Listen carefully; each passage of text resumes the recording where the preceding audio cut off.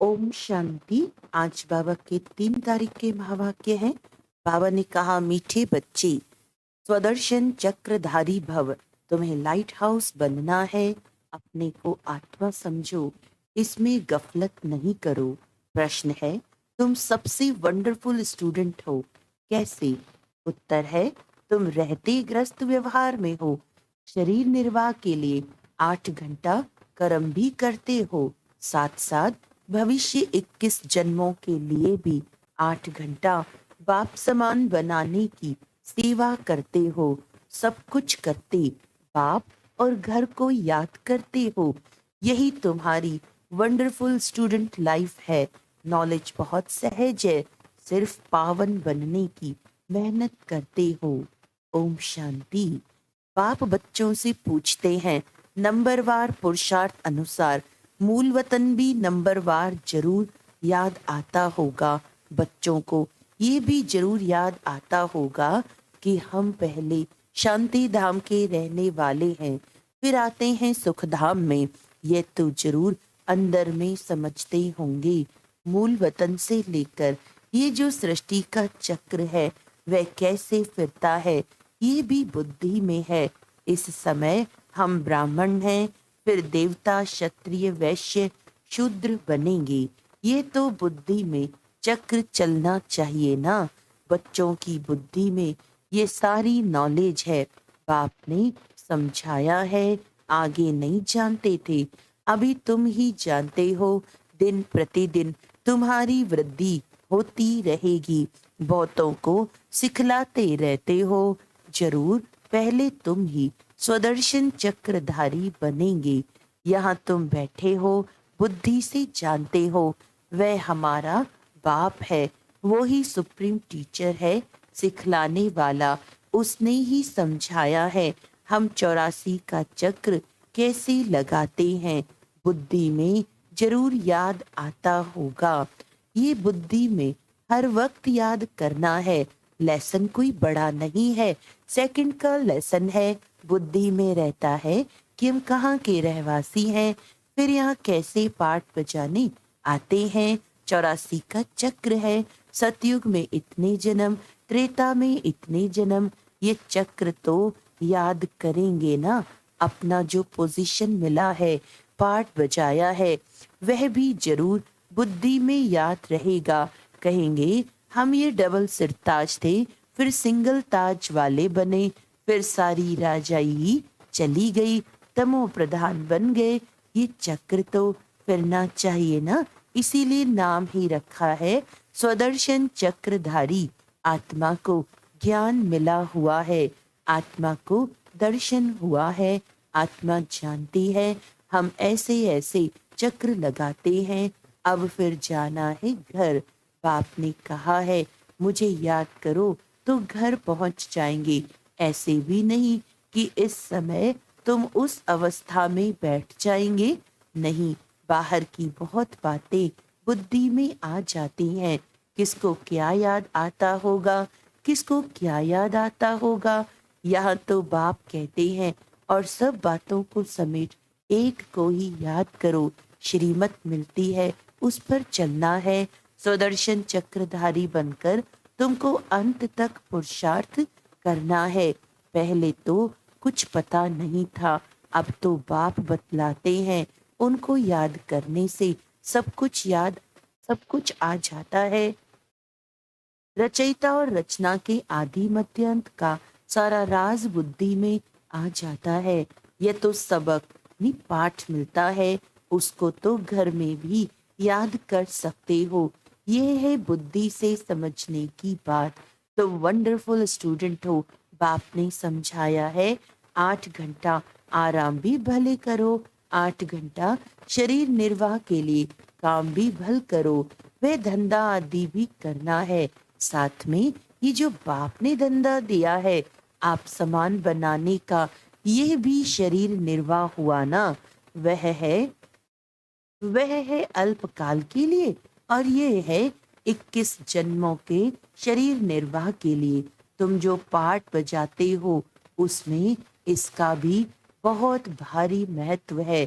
जो जितनी मेहनत करते हैं उतनी ही फिर बाद में भक्ति में उनकी पूजा होती है। ये सब धारणा तुम बच्चों को ही करनी है।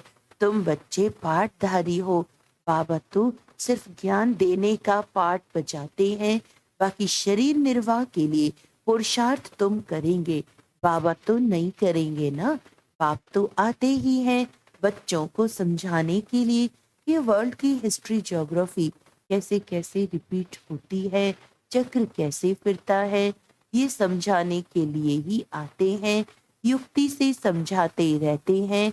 बाप समझाते हैं, बच्चे गफलत मत करो, स्वदर्शन चक्रधारी अथवा लाइट हाउस बनना है, अपने को आत्मा समझना है। ये तो जानते हो, शरीर बिना आत्मा पाठ बजा नहीं सकती। मनुष्यों को कुछ भी पता नहीं है।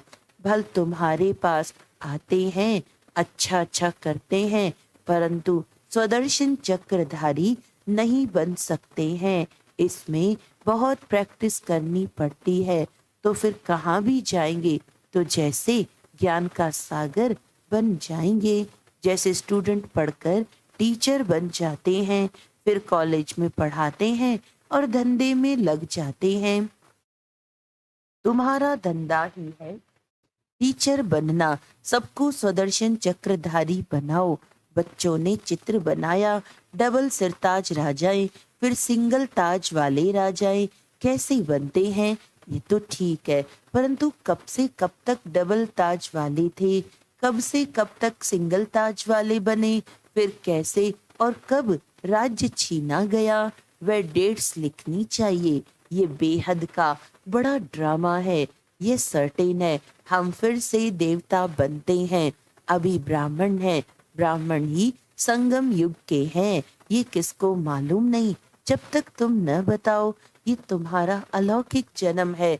लौकिक और पारलौकिक से वर्षा मिलता है, अलौकिक से वर्षा नहीं मिल सकता। इन द्वारा बाप तुमको वर्षा देते हैं, गाते भी हैं, हे प्रभु ऐसे कभी नहीं कहेंगे। हे प्रजापिता ब्रह्मा, लौकिक और पारलौकिक बाप को याद करते हैं। ये बातें कोई नहीं जानते, तुम जानते हो। पारलौकिक बाप का है अविनाशी वर्षा, लौकिक का है विनाशी वर्षा। समझो कोई राजा का बच्चा है, 5 करोड़ वर्षा मिलता है, और बेहद के बाप का वर्षा सामने देखेंगे तो कहेंगे उनकी भेंट में तो ये अविनाशी वर्षा है, और वह तो सब खत्म होने वाला है। आज के जो करोड़पति हैं उन्हों को माया चटकी हुई है, वह आएंगे नहीं। बाप है गरीब निवास। भारत बहुत गरीब है, भारत में बहुत मनुष्य भी गरीब हैं। अब तुम बहुतों का कल्याण करने का पुरुषार्थ कर रहे हो। अक्सर करके बीमारों को वैराग्य आता है, समझते हैं जीना क्या काम का, ऐसा रास्ता मिले जो मुक्ति धाम चले जाए। दुख से छूटने के लिए मुक्ति मांगते हैं, सतयुग में मांगते नहीं, क्योंकि वहाँ दुख नहीं है। ये बातें अभी तुम समझते हो। बाबा के बच्चे वृद्धि को पाते रहेंगे। जो सूर्यवंशी चंद्रवंशी देवता बनने वाले हैं वो ही आकर ज्ञान लेंगे, नंबरवार पुरुषार्थ अनुसार। ये ज्ञान बाप बिगर कोई दे नहीं सकते। अब तुम बेहद के बाप को छोड़ कहाँ भी नहीं जाएंगे। जिनका बाप के साथ लव है वे समझ सकते हैं। नॉलेज तो बहुत सहज है, बाकी पावन बनने में माया विघन डालती है। कोई भी बात में गफलत की तो गफलत से ही हारते हैं। इनका मिसाल बॉक्सिंग से अच्छा लगता है। बॉक्सिंग में 1-2 से जीत पहनते हैं। बच्चे जानते हैं माया हमको हरा देती है। बाप कहते हैं मीठे बच्चे अपने को आत्मा समझो। बाप खुद समझते हैं इसमें मेहनत है। बाप युक्ति बहुत सहज बताते हैं। हम आत्मा हैं, एक शरीर छोड़ दूसरा लेते हैं, पाठ बजाते हैं, बेहद बाप के बच्चे हैं। ये अच्छी रीति पक्का करना है। बाबा फील करते हैं माया इनका बुद्धि योग तोड़ देती है। नंबरवार तो है ही, इस हिसाब से राजधानी बनती है। सब एक रस हो जाए तो राजा ही न बने। राजा रानी प्रजा साहूकार सब बनने हैं। ये बातें तुम्हारे सिवाय कोई नहीं जानते हैं। हम अपनी राजधानी स्थापन कर रहे हैं। ये सब बातें तुम्हारे में भी अनन्य जो हैं उनको याद रहती हैं। ये बातें कभी भूलनी नहीं चाहिए। बच्चे जानते हैं, हम भूल जाते हैं। नहीं तो बहुत खुशी रहनी चाहिए। हम विश्व के मालिक बनते हैं। पुरुषार्थ से ही बना जाता है, सिर्फ कहने से नहीं।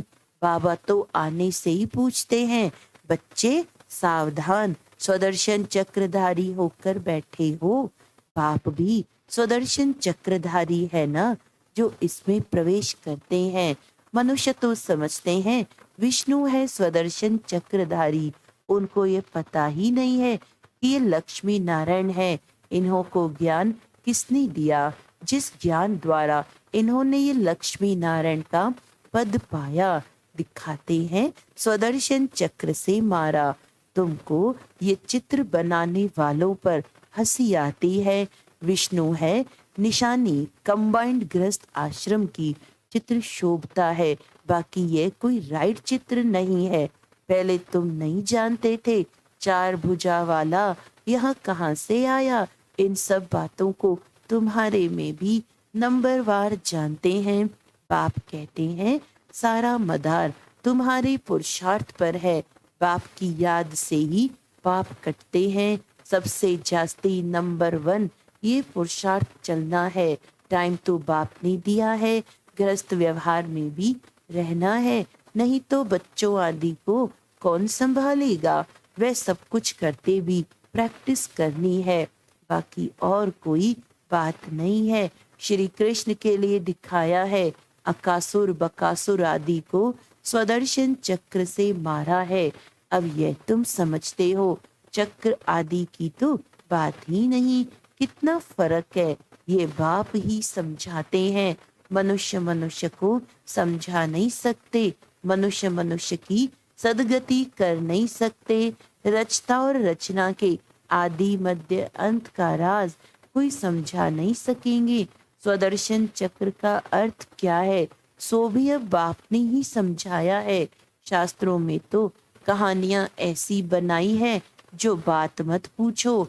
देवताओं को भी हिंसक बना दिया है। अब इन सब बातों पर एकांत में बैठ विचार सागर मंथन करना होता है। रात्रि को जो बच्चे पहरा देते हैं उन्हें टाइम बहुत अच्छा मिलता है। वे बहुत याद कर सकते हैं।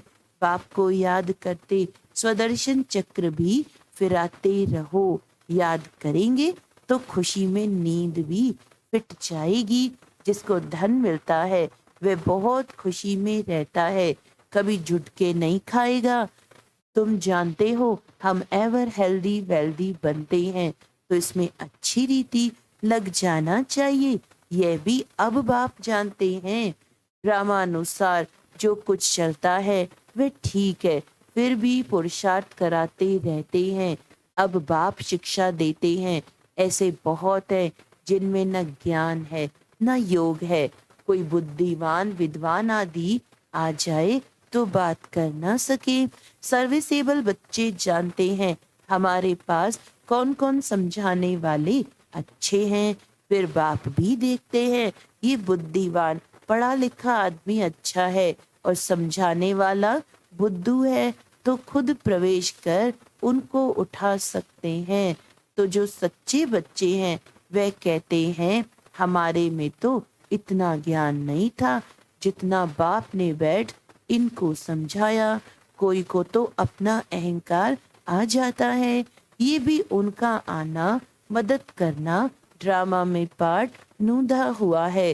ड्रामा बड़ा विचित्र है, ये समझने में बड़ी विशाल बुद्धि चाहिए। अब तुम बच्चे जानते हो हम वह राजधानी स्थापन कर रहे हैं जिसमें सब गोरे ही गोरे थे, काले वहां होते नहीं। ये भी तुम गोरा और काला चित्र बनाकर लिखो 63 जन्म काम चिता पर बैठ ऐसे काले बन पड़े हैं, आत्मा ही बनी है। लक्ष्मी नारायण का भी काला चित्र बनाया है। ये नहीं समझते कि आत्मा काली बनती है। ये तो सतयुग के मालिक गोरे थे, फिर कामचिता पर बैठने से काले बनते हैं। आत्मा पुनर्जन्म लेते लेते तमो प्रधान बनती है तो आत्मा भी काली और शरीर भी काला हो जाता है। तो हंसी हंसी में पूछ सकते हो लक्ष्मी नारायण को कहाँ काला कहाँ गोरा क्यों दिखाया है? कारण ज्ञान तो है नहीं।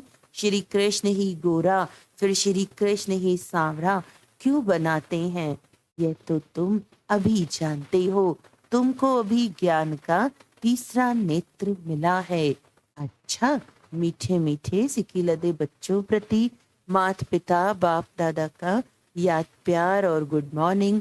रूहानी बाप की रूहानी बच्चों को नमस्ते। हम रूहानी बच्चों की रूहानी बाप दादा को याद प्यार गुड मॉर्निंग। नमस्ते नमस्ते नमस्ते जी। धारणा के लिए मुख्य सार है, खुशी से भरपूर रहने के लिए एकांत में बैठ मिले हुए ज्ञान धन का सिमरन करना है। पावन व सदा निरोगी बनने के लिए याद में रहने की मेहनत करनी है। बाप समान मास्टर ज्ञान सागर बन सबको स्वदर्शन चक्रधारी बनाना है। लाइट हाउस बनना है। भविष्य 21 जन्म के शरीर निर्वाह के लिए रूहानी टीचर जरूर बनना है। वरदान है, त्रिकालदर्शी स्थिति द्वारा तीनों कालों का स्पष्ट अनुभव करने वाले मास्टर नॉलेजफुल भव। जो त्रिकालदर्शी स्थिति में स्थित रहते हैं वे 1 सेकंड में तीनों कालों को स्पष्ट देख सकते हैं। कल क्या थे, आज क्या है और कल क्या होंगे, उनके आगे सब स्पष्ट हो जाता है। जैसे कोई भी देश में जब टॉप पॉइंट पर खड़े होकर सारे शहर को देखते हैं तो मजा आता है, ऐसे ही संगम युग टॉप पॉइंट है। इस पर खड़े होकर तीनों कालों को देखो और फलक से कहो कि हम ही देवता थे और फिर से हम ही बनेंगे। इसी को कहते हैं मास्टर नॉलेजफुल। स्लोगन है, हर समय अंतिम घड़ी है, इस स्मृति से एवर रेडी बनो। अच्छा, आज का व्यक्त इशारा है, शक्तियों के चित्रों में सरलता और सहनशीलता दोनों ही गुण दिखाते हैं। सहनशीलता से सरलता व मधुरता स्वतः आ जाती है। अभी इन दोनों गुणों को समान बनाना है। जितना ज्वाला स्वरूप उतना शीतलता का रूप। सूरत शीतलता की और कर्तव्य ज्वाला कहो। वृत्ति वाणी और कर्म में सदा मधुरता गुण हो। अच्छा, ओम शांति।